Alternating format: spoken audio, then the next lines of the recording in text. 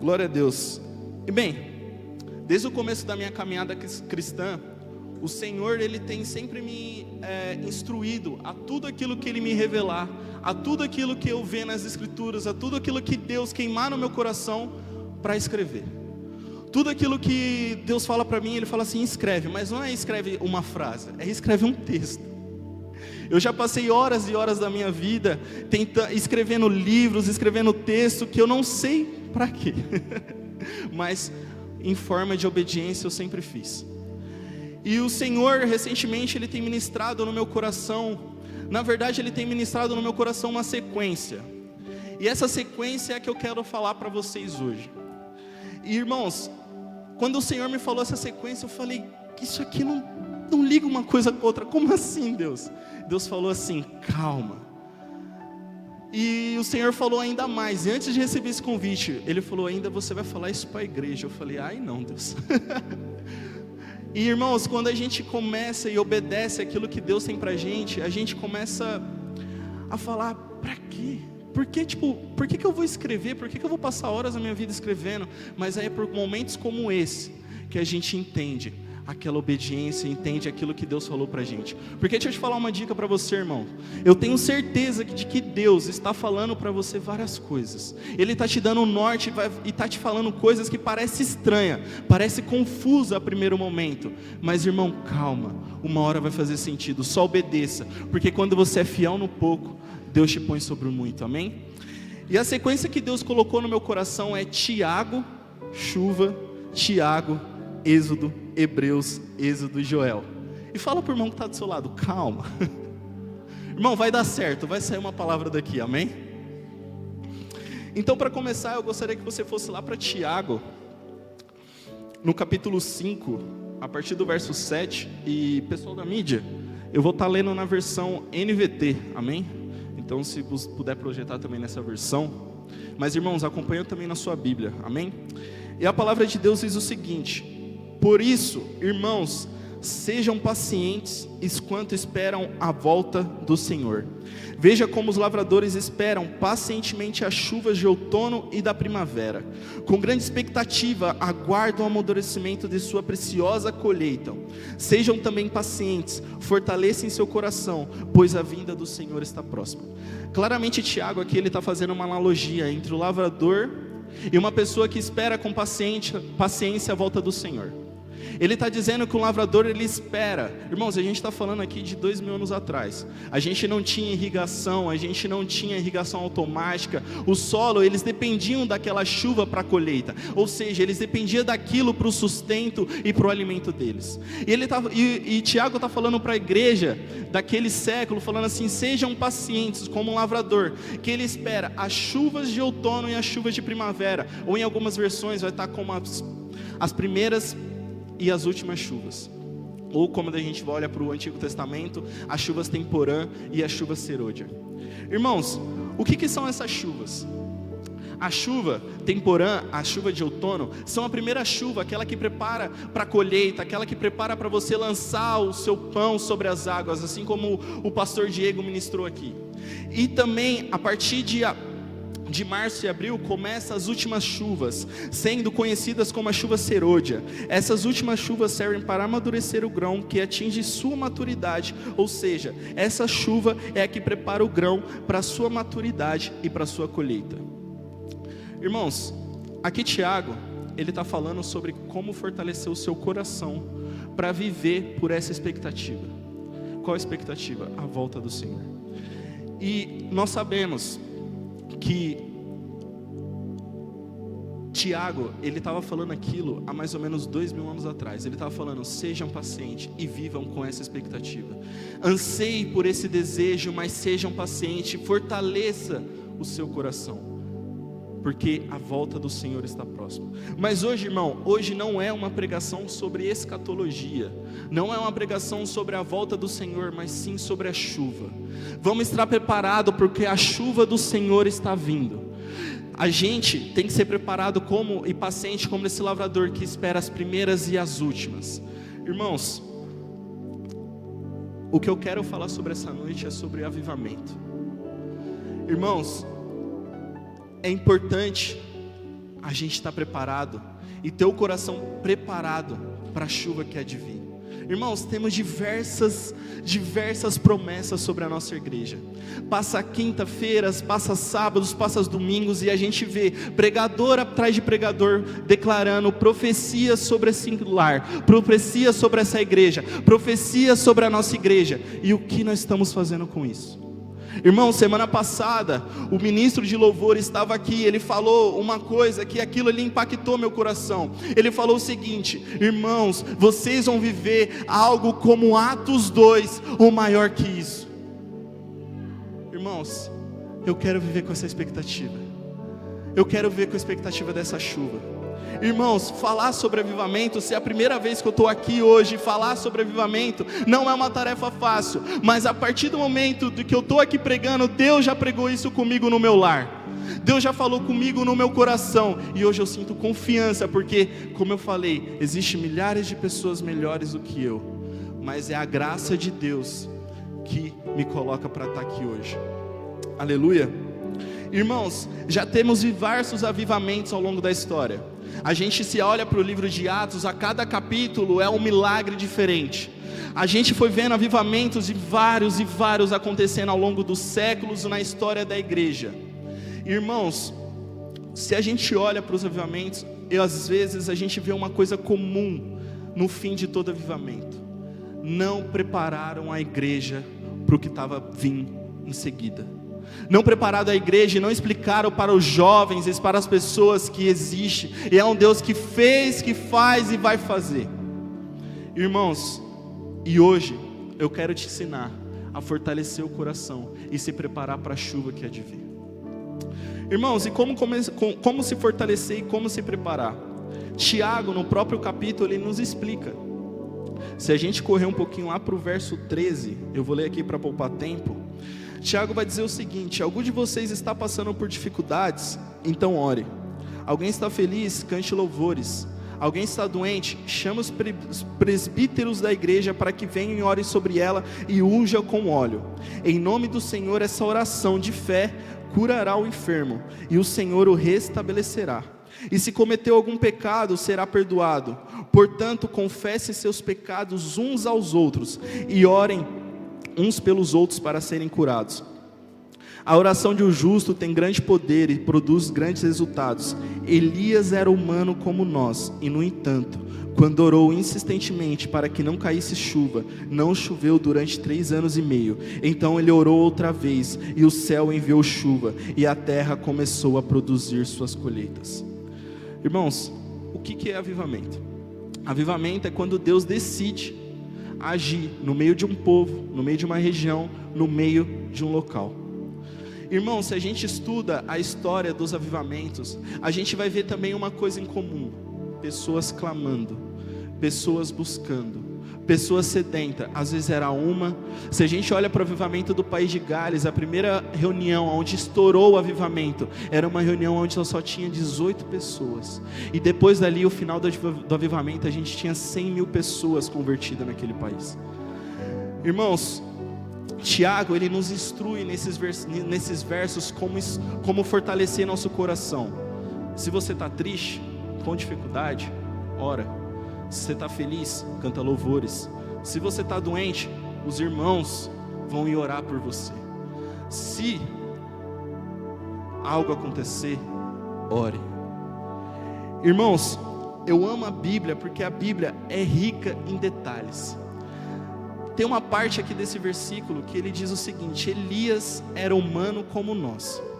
Irmãos, se a gente olha para a vida de Elias, alguns historiadores, alguns cientistas vão falar, quando eles estudam aquilo ali a fundo, eles vão falar que até mesmo Elias, ele tinha depressão, que Elias, ele tinha uma oscilação, onde ele uma hora estava feliz, uma hora estava triste, uma hora flertava com a morte, uma hora queria viver. Irmãos, Elias, ele não é diferente da gente. Quantas vezes a gente não flerta com a nossa depressão, com a nossa ansiedade, com nossas dores, com nossas dificuldades? Quantas vezes a gente não olha para ela e a gente desiste? Mas a Bíblia é incrível, que ela fala: Elias, mesmo sendo humano, ele orou pela chuva e a chuva veio. Irmãos, tem um pregador americano que eu sou um grande fã, o Todd White. Eu tive uma grande oportunidade de ver uma conferência dele. É muito usado em ministrações e cura. E ele conta no testemunho dele que no começo da caminhada dele cristã, ele orou por 700 pessoas até ver a primeira curada. Aí, fala para o irmão que está do seu lado, você tem essa perseverança? E hoje, se você pesquisa, se você joga o nome dele na internet, você só vai ver ministrações de cura. Irmãos, como eu falei, Deus ele me deu uma sequência. E eu quero que você corra lá para Êxodo agora, lá no começo da Bíblia. Irmãos, como eu falei, calma, vai fazer sentido. Em Êxodo 19, capítulo 5.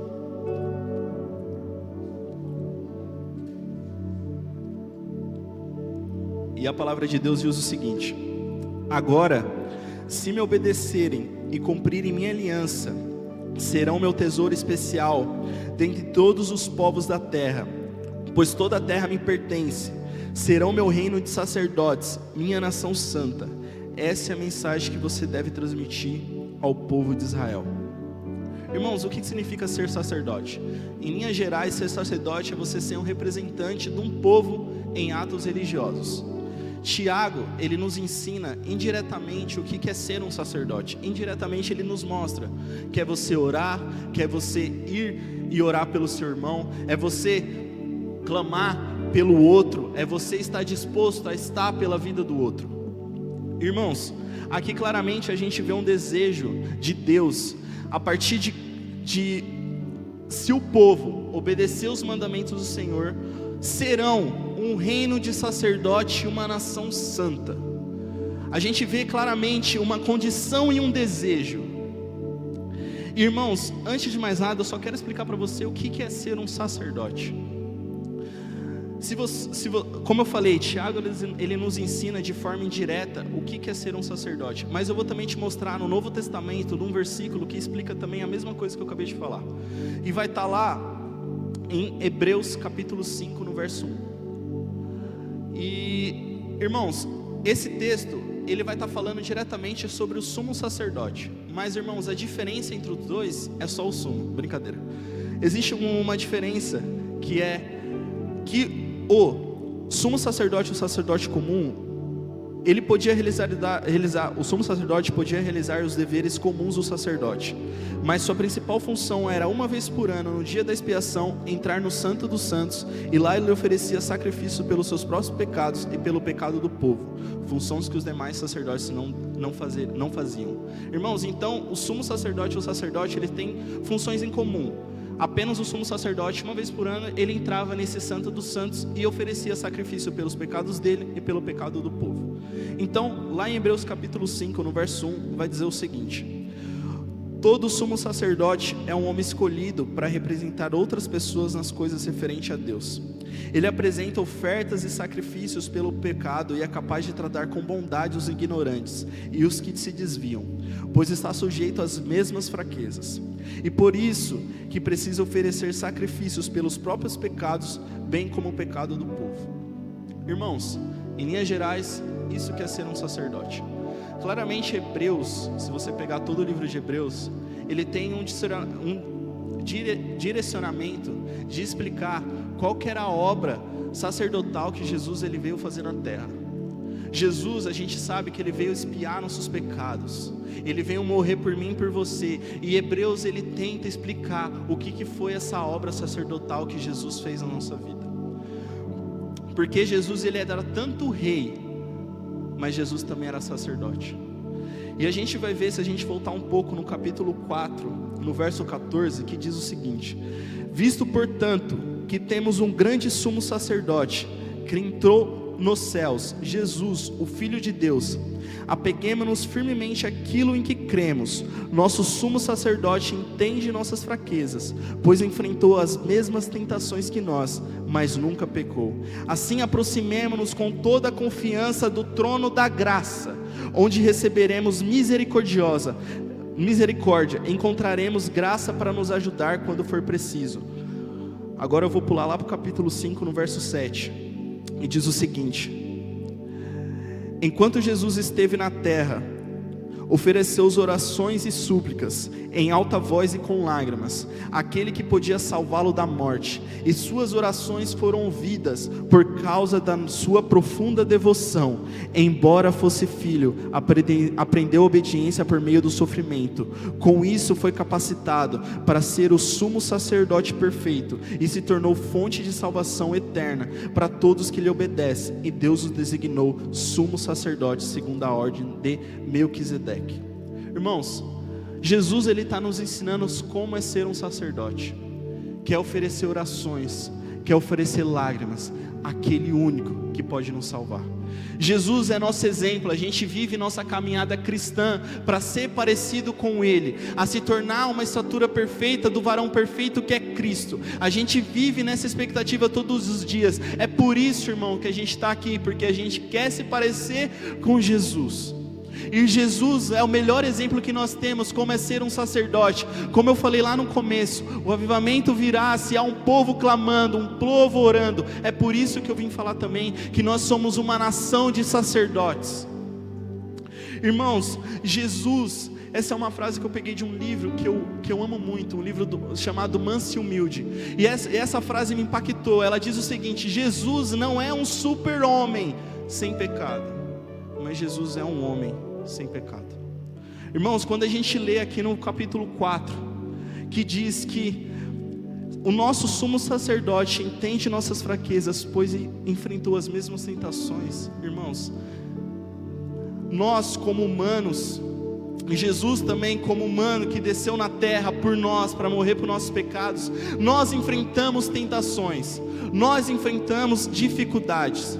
Nós enfrentamos sim, mas às vezes por nossa carne, por a nossa desobediência, a gente cai e a gente se dobra às nossas tentações e a gente falha por muito pouco. E Jesus, Ele enfrentou as mesmas tentações que você passou, irmão.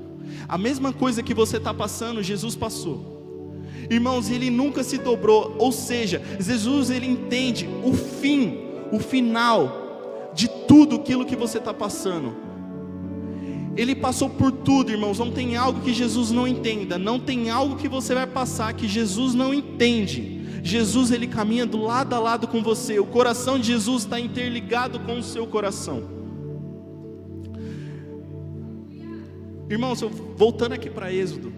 Agora que vocês entenderam que era ser um sacerdote, vamos voltar lá para Êxodo. Deus, Ele fala: serão meu reino de sacerdotes e minha nação santa. Só que, irmãos, depois que Deus Ele declara isso,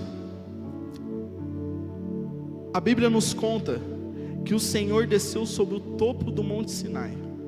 O monte estava coberto de fumaça, pois o Senhor havia descido em forma de fogo. A fumaça subia do céu como imensa fornalha, e todo o monte tremia violentamente. E Deus, nesse momento, Ele se manifesta como nuvem de fogo. Deus, Ele declara o seu desejo: serão meu reino de sacerdotes e minha nação santa. E nesse momento, como eu disse, Deus Ele se manifesta no topo do Monte Sinai. E aquele povo que acabou de ser exilado do Egito, que está lá dentro do deserto, a caminho da terra prometida, aquele povo ele começa a escutar de voz audível os 10 mandamentos do Senhor.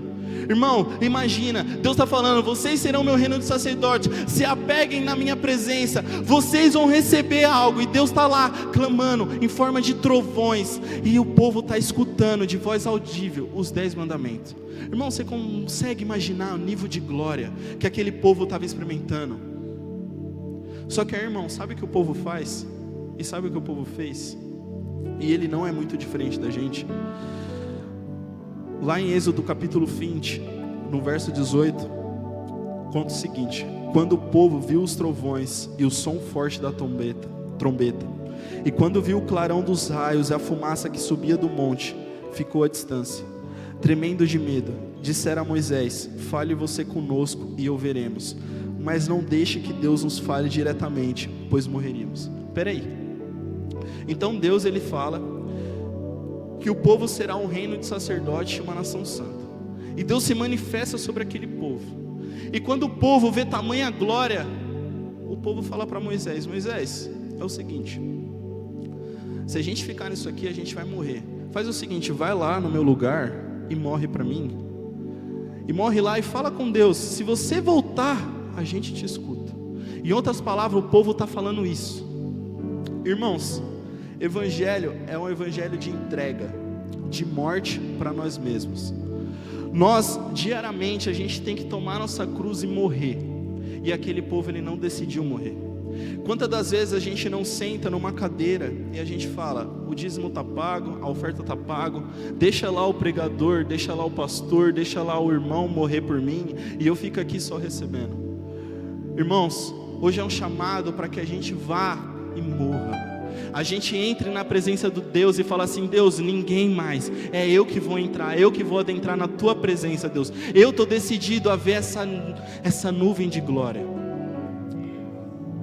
Irmãos, a Bíblia nos conta, enquanto Moisés estava lá no Monte Sinai, escutando todas as leis do Senhor, a Bíblia nos conta que o povo ficou embaixo do topo do monte e começou a sentir falta de Moisés, e falou: cadê aquele que nos conduziu a sair do Egito?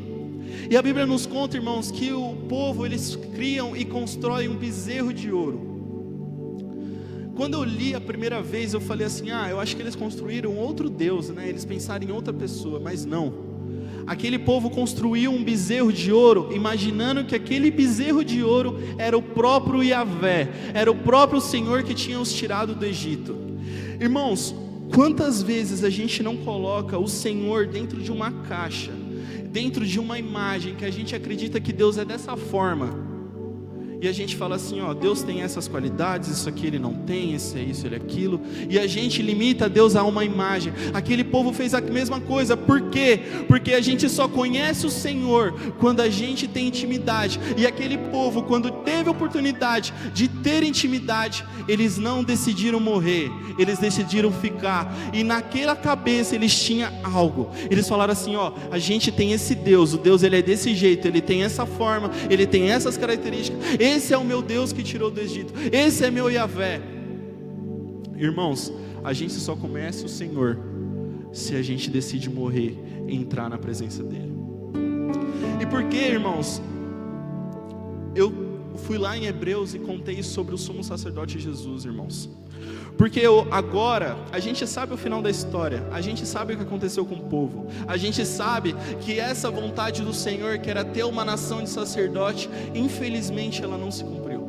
Porque a gente vê o povo caindo e pecando, e tendo que levantar pessoas, tendo que levantar juízes, tendo que levantar homens para livrar aquele povo, e o povo não assumiu o seu papel. Só que agora, irmãos, a gente tem alguém diferente, que Ele veio na terra, que Ele expiou nossos pecados, e Ele levou tudo. Agora a gente tem um sumo sacerdote perfeito, irmãos. Irmãos, uma pessoa que tem um coração bom, quando ela vê alguém passando por alguma dificuldade, ela geralmente se inclina para poder ajudar. Quando a pessoa é má, ela vê alguém passando por algo, ela fala assim: tô nem aí para essa pessoa. Imagina Jesus, irmãos. Jesus, Ele é perfeitamente santo. Ele é perfeitamente santo. Mas, irmão, pelo coração de Jesus Ele ser tão bom, Ele se atrai por você. Irmãos, deixa eu te falar uma coisa: o que te atrai em Jesus, o que você atrai Jesus, é justamente os seus pecados e as suas falhas. Jesus, por Ele ter o coração tão bom, Ele é tão santo, mas Ele fala assim: eu não posso deixar o meu filho desamparado. E Ele entra e Ele te resgata, irmãos. Irmãos, há algo que você recebe quando você aceita Jesus, e esse algo é o próprio Jesus. Jesus é essa graça que você recebe. Irmãos, quando você estiver passando por algo, por alguma dificuldade, saiba que Jesus, Ele passou exatamente pela mesma coisa que você passou. Entenda que o coração de Jesus, Ele está interligado com o seu, e tudo aquilo que você passar, saiba que Jesus, Ele já passou. Só que às vezes, irmão, a gente não se adentra dentro dessa presença, dentro desse lugar dos santíssimos, do santo do santo, porque a gente fica tão olhando para os nossos pecados, e a gente fala assim: Deus, Tu és santo, mas eu vou ficar desse lado, porque se eu ficar na tua presença eu vou morrer, Deus. Eu tenho falhas, eu tenho pecado, eu tenho dificuldades, mas se eu me adentrar na tua presença eu vou morrer. Mas Jesus é justamente ao contrário. Ele está falando: irmãos, tudo, filhos, tudo o que eu preciso é de você. Tudo o que Ele precisa é você falar assim: Jesus, eu tenho meus pecados, mas é com eles que eu vou entrar na tua presença. Irmãos, como eu disse, avivamento acontece quando há um povo disposto a buscar a presença de Deus. Nós estamos vendo promessas, nós estamos vivendo por promessas, nós vemos, a gente tem algo para se basear, irmãos. E o que a gente vai fazer? Eu creio que nós vamos morrer, entrar na presença de Deus e clamar, porque essa promessa vai se realizar sobre nós. Irmãos, o pecado ele te gera insegurança. Irmãos, quando a gente às vezes não percebe o tamanho do nosso pecado, justamente por conta do pecado. O pecado não deixa de enxergar quanto a gente é falho, mas quando a gente se adentra na presença do Senhor, a gente entende. E a gente entende, a gente recebe uma graça que nos renova. E é uma graça que ela não faz nós só ser perdoado, é uma graça que nos livra das nossas falhas, que nos dá as forças a não pecar mais. Irmãos, a Bíblia fala que o jugo do Senhor é leve, que é suave, que o fardo dele é leve, irmãos. Quando a gente olha para isso, a gente fica imaginando: poxa, mas o fardo é algo pesado, o jugo é algo pesado, como assim isso é leve? Irmãos, aquilo que Jesus fala é irresistível, porque Jesus está falando: é algo que vocês acham que são pesados, mas não é, porque é leve. Irmãos, imagina que você está no mar, e o mar é os seus pecados e as suas inseguranças, e você está se afogando. E Jesus está aqui do outro lado falando assim, te entregando uma boia, irmão, falando assim: vou te lançar a boia nas suas costas, pega. Só que, irmãos, às vezes a gente está tão preocupado com o nosso pecado, tão preocupado com as nossas falhas, que a gente fala assim: não, eu não quero mais uma coisa sobre as minhas costas. E Jesus está estendendo a mão e te oferecendo salvação. Mas, irmão, às vezes a gente fica tão preso, tão cheio de culpa, que a gente não se adentra da presença do Senhor, irmãos. Irmãos, há uma obra. O sumo sacerdote, ele veio na terra, ele te entende, ele ofereceu lágrimas, ele ofereceu orações por mim e por você. Irmãos, eu vou abrir meu coração aqui um pouco para vocês. Eu conheci Jesus quando eu tinha 14 anos, e foi uma tremenda experiência. Acredito que foi uma baita experiência. Foi através de um encontro com Deus. Alguém aqui já participou de um encontro com Deus? Aleluia, é bênção. Eu tive essa oportunidade e eu creio que a minha vida foi mudada. Só que, irmãos, passado o tempo, eu acabei caindo, eu acabei pecando, eu acabei me desviando.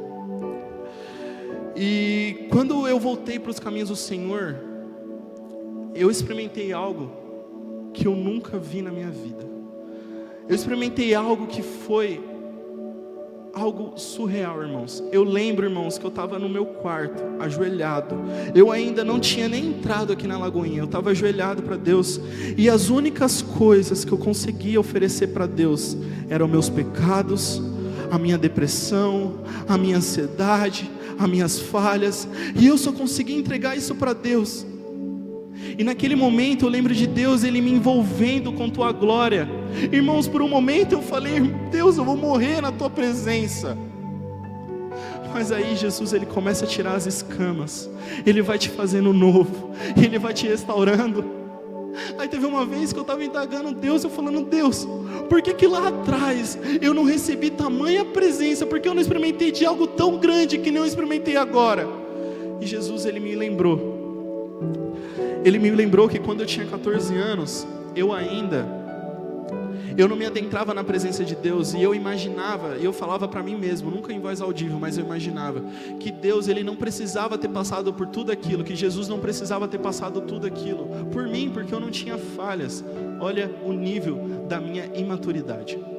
E eu olhava para aquilo e eu falava: Deus, não precisava, se fosse por mim não precisava. Só que Jesus, Ele falou para mim, só que agora você entendeu. Agora você entendeu que você era um assassino sem nunca ter matado, que você era um ladrão sem nunca ter roubado por conta da sua natureza, e que você precisa de mim. Agora que você se desarmou, que você reconheceu que a única coisa que você tem é seus pecados, a sua depressão, a sua ansiedade, agora você tem tudo, porque você vai ter eu, e eu vou te retirar. E eu lembro, irmãos, a depressão saindo, a ansiedade saindo, as dores saindo, as dúvidas saindo, e eu experimentei, irmão, algo novo.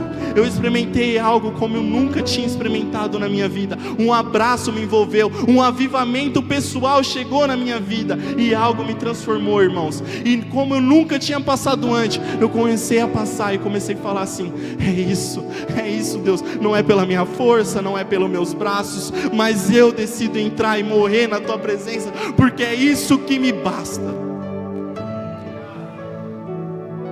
Irmãos, o livro de Atos, ele ainda não acabou. As manifestações do Espírito não acabaram no livro de Atos. Irmãos, eu acredito que nós ainda estamos escrevendo o livro de Atos. Nós ainda estamos escrevendo a história. Até que ele venha, a gente está se preparando. Irmãos, como eu falei, já tiveram diversos avivamentos. A gente teve o de País de Gales, o da África, o da Rua Azusa, o movimento pentecostal que se iniciou por conta da Rua Azusa. Mas tem, irmãos, um avivamento em específico que me chama muita atenção, que é o avivamento do Canadá, que é o avivamento mais recente, ou de proporção tão grande que a gente conhece. Irmãos, esse avivamento ele era marcado por uma manifestação. O Senhor entrava no ambiente e as pessoas se constrangiam com a alegria do Senhor. A gente via pessoas deitadas num sorriso, em uma presença, numa alegria. E quando eu estava meditando sobre isso, o Senhor me falou. Ele falou: vocês vão começar a receber algo novo. A alegria do Senhor vai transbordar. E aquela depressão, aquela ansiedade, aqueles problemas mentais vai começar a cair. Porque a alegria do Senhor vai começar a transbordar na vida de vocês. Irmãos, tem uma história de uma mulher que ela estava decidida a matar o marido dela. Ela estava decidida a matar o marido dela por conta que o marido dela tinha traído ela, feito um monte de coisa. Ela entrou, irmãos, dentro de desses cultos do Canadá. E ela, quando ela pisou naquele culto, a presença do Senhor invadiu o coração dela. E quando a presença do Senhor invadiu o coração dela, ela começou a rir. E ela foi batizada com uma alegria do Espírito Santo. Irmãos, naquele momento a depressão daquela mulher caiu, o casamento dela foi restaurado. Irmãos, como eu falei, eu sei que muitos de vocês estão passando por dificuldades emocionais, irmãos, mas a alegria do Senhor vai transbordar na sua vida, e a depressão vai cair por terra, a ansiedade vai cair por terra, em nome de Jesus. Assim como foi na minha vida, irmãos, assim como a depressão, ela me abraçou, e eu tive que escrever uma carta para mim. Hoje eu tô minha esposa, e eu escrevi uma carta para ela, e no final da carta eu falei para ela: eu não tenho mais vontade de viver, eu quero morrer. A partir daquele momento, Jesus de fato me encontrou. Eu entreguei totalmente meu coração a Ele, e eu experimentei algo novo. Irmãos, eu creio que nessa noite pessoas aqui vão começar a experimentar um avivamento pessoal. Algo novo vai começar a transbordar na sua vida. Irmãos, como eu disse, existe uma sequência. Como eu falei, tudo vai fazer sentido. E o final dessa sequência é Joel. Então eu quero que você abra sua Bíblia em Joel, no capítulo 2, no verso 28. E eu só vou ler o começo do verso 28. E diz o seguinte: depois de eu ter feito essas coisas, derramarei meu espírito sobre todo tipo de pessoa. Tá, e que coisas? E que depois do que Deus vai derramar o seu espírito? Depois do que o Senhor vai falar e derramar o teu espírito? E o próprio livro de Joel, ele nos ensina o que devemos fazer para que o Espírito venha.